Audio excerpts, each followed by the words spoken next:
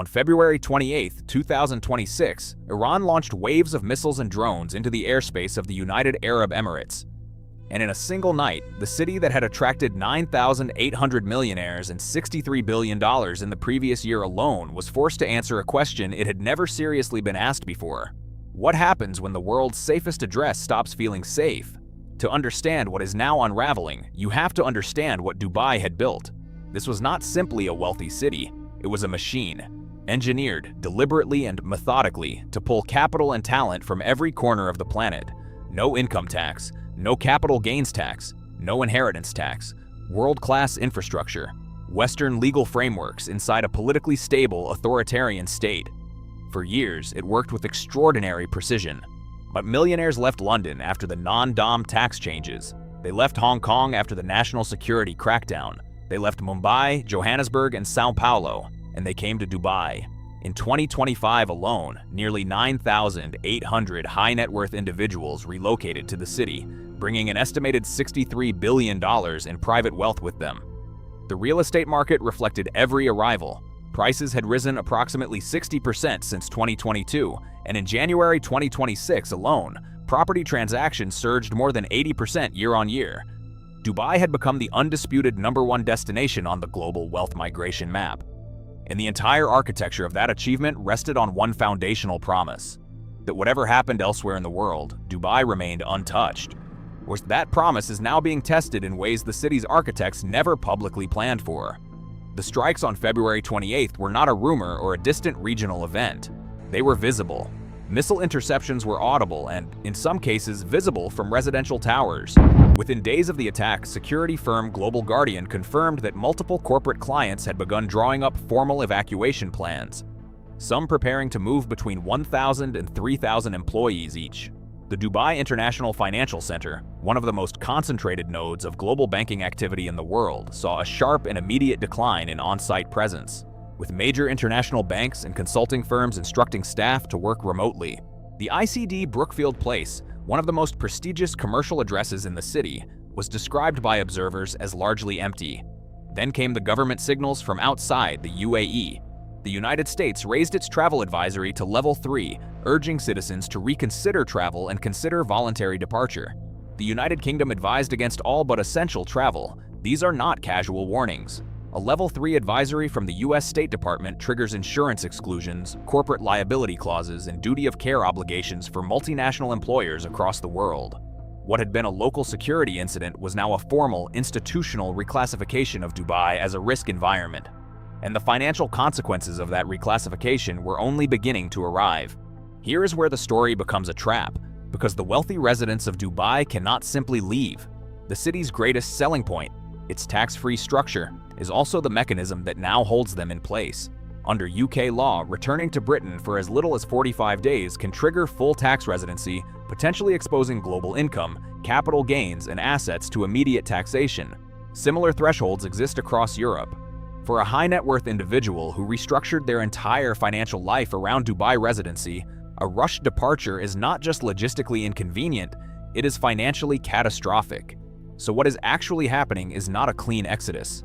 It is a fractured, contingency-driven scramble, with wealthy expatriates relocating not to their home countries but to third jurisdictions, Ireland, France, and in other neutral territories, designed to preserve tax residency status while waiting out the conflict at a safe distance.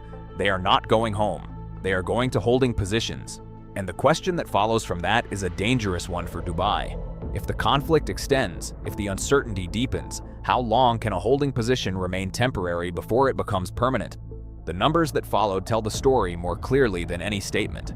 Property prices that had risen 60% since 2022, that were still climbing as late as January 2026, have declined by up to 20% in certain segments within weeks of the strikes. S&P issued a formal report on March 16, 2026, warning that prolonged conflict could further impact prices, liquidity, and overall market sentiment.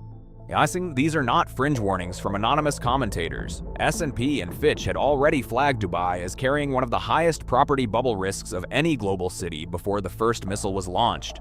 What the strikes did was not create the vulnerability. They revealed it. One unnamed market participant confirmed that investors who had purchased multiple properties using leverage are now facing serious repayment challenges. meaning the correction is not only erasing paper gains, it is triggering real financial distress for those who borrowed against the belief that prices moved in only one direction. And sitting beneath all of it is a social media crackdown that has added a layer of legal fear to the financial one. More than 80 individuals across Dubai and Abu Dhabi have reportedly been detained for filming, sharing, and/or commenting on content related to the strikes, including a university student detained for sharing a video privately and a tourist charged despite deleting footage upon request.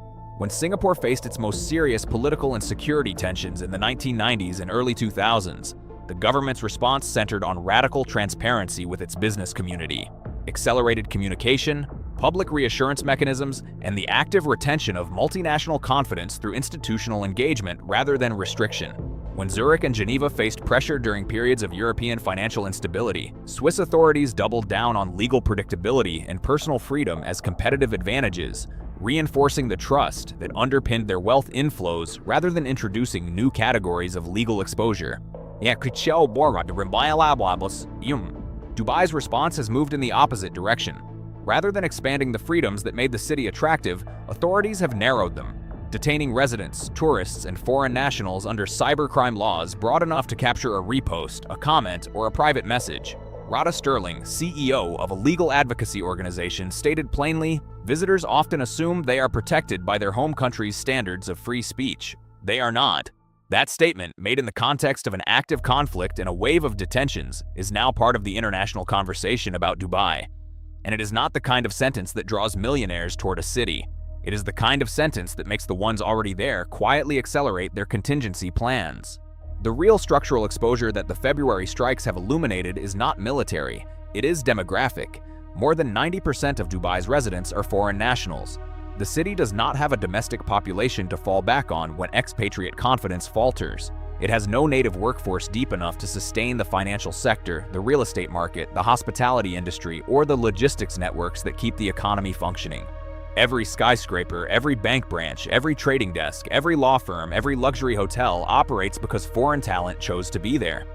And foreign talent chose to be there because the calculus of safety, tax efficiency, and quality of life added up to a number that no competitor city could match. The moment that calculus changes, even slightly, and even temporarily, the city's entire economic model is exposed as dependent on a continuous act of confidence by people who are under no obligation to stay. One analyst speaking to the news desk said it directly, "The city cannot function if large numbers of foreign residents leave." That is not a warning about a potential future scenario. That is a description of the structural condition that has existed since Dubai's first tower went up.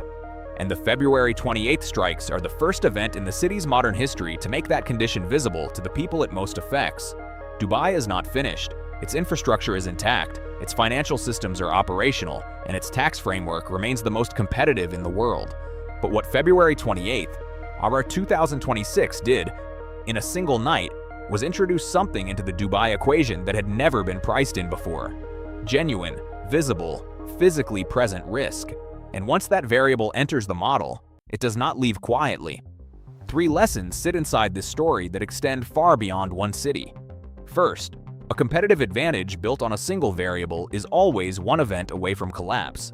Dubai's tax structure is exceptional, but it cannot compensate indefinitely for security uncertainty, and any city, company, or system that wins on one dimension alone is structurally fragile by design.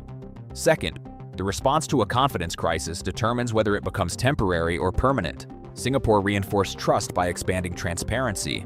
Dubai has responded by contracting freedom, and the historical record is consistent on which approach retains mobile, high-value talent over time. Third, when your entire population is optional, perception is not a soft concern. It is the hardest economic variable you have. Dubai's 90% expatriate composition means that confidence is not a marketing problem. It is a solvency condition. The city that built itself on the promise of stability now has to rebuild that promise under the one condition that makes it hardest to sell. Some cities survive that. Some cities never recover the specific version of themselves that made them great.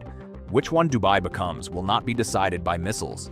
It will be decided by whether the people who have the most options and the least obligation to stay choose to remain. The most dangerous thing a city built on choice can ever do is give the people who chose it a reason to choose somewhere else.